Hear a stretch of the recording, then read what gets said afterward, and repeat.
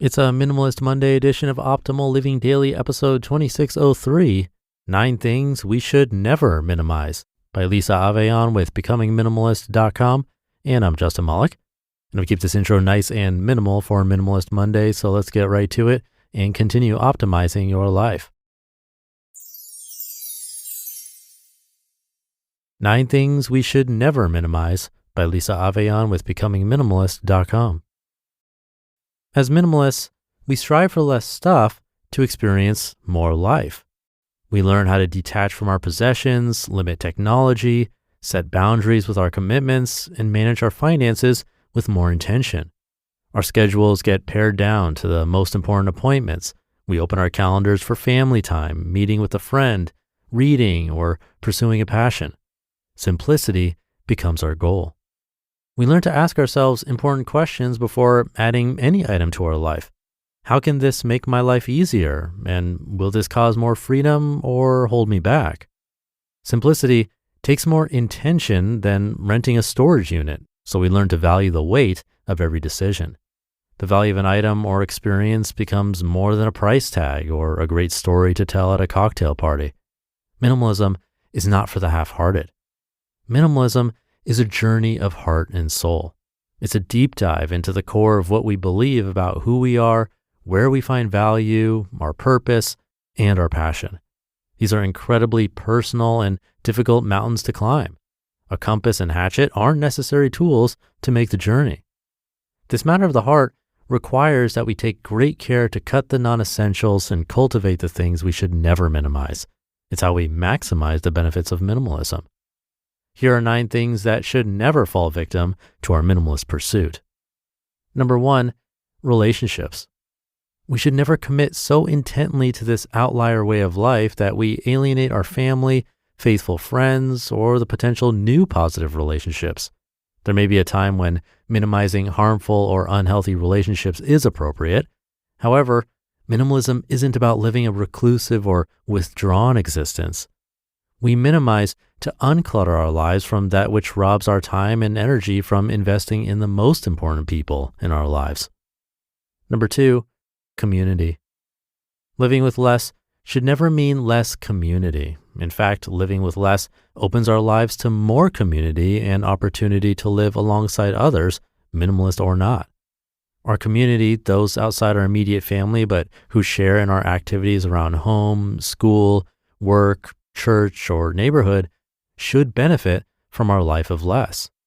The amount of time we gain, the items that can be reused or repurposed by someone in need, and the hospitality we offer in less crowded homes are practical ways to intentionally live in community. Number 3, gratitude. I believe that the greatest expression of gratitude is minimalism. When one is truly grateful for what matters most, no amount of possessions could change that contentment. A room full of gadgets and toys or forgotten impulse purchases steals our gratitude by complicating our lives. To live a life of gratitude, we recognize that the essentials are enough and we can experience how they enhance our existence. Gratitude isn't being thankful for what you have, it's believing what you have is enough. Number 4, empathy. We don't like to admit it, but when we have a strong belief about the way we live, sometimes we minimize our empathy for those who live differently. Becoming minimalist is never a destination. It's a journey of minimizing the outside influences. But non-minimalists are not outsiders, they're people.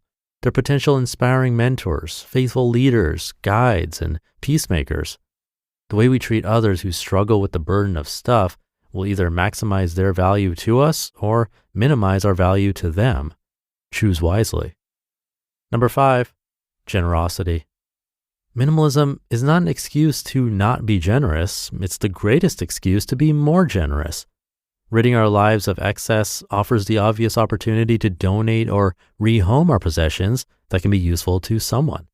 But there are other not so obvious reasons we should never minimize generosity. We create more space to offer our home, time, meals, service, and gifts to others. Our unburdened schedules allow more investments in relationships, more family building, and more financial resources. Our minds are free of stressors, so we can create more and share more of our talents. Need less, give more. Number 6, education. I spoke with a middle-aged woman recently who is, in her words, pursuing a useless graduate degree.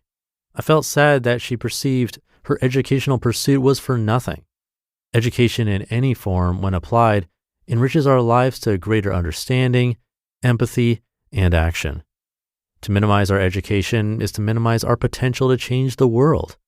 For any educational investment, we gain, at the very least, a deepened capacity to think and to relate to the world bustling around us.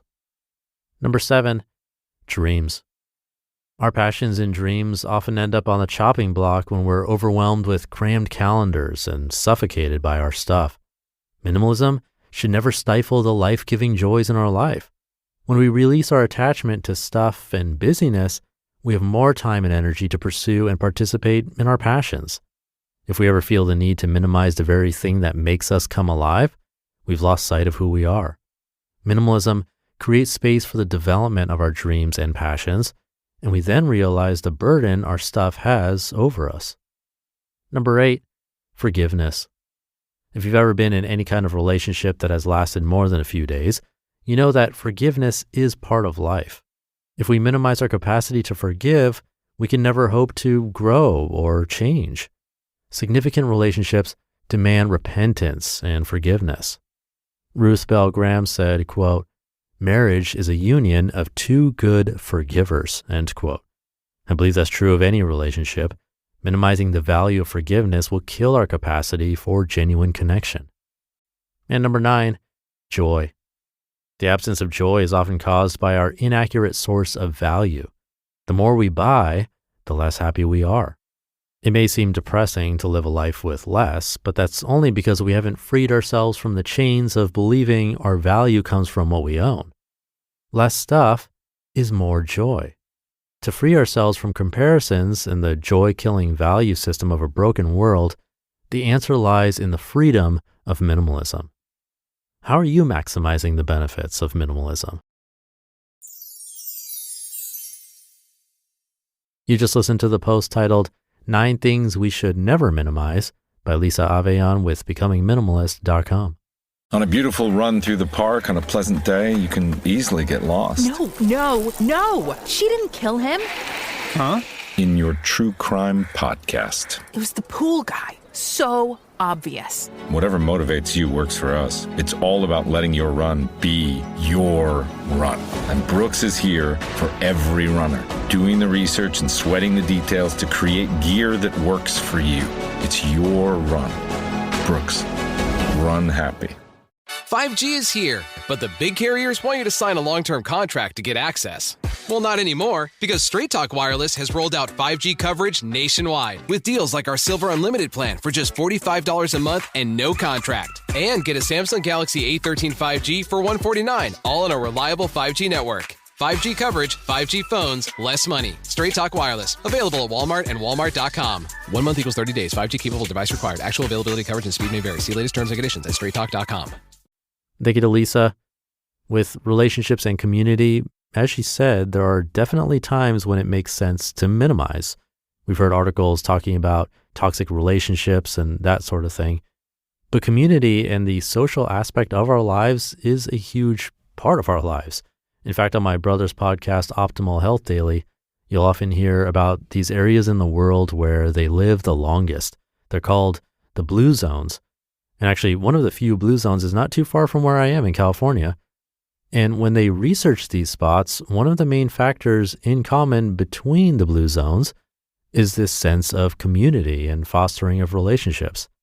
Now, I'm saying this, someone with a smaller group of friends and someone who is a big introvert. So I'm sharing this information with you as much as for myself. But it's important for us to remember to keep a close group that we can rely on. And if that means forming new relationships to make up for lost ones over time, that's totally fine. It's not easy, but really important. So keep fostering those relationships. Thank you for being here, listening to me, and for subscribing to the show. Have a great rest of your day, and I'll be back tomorrow reading to you where your optimal life awaits.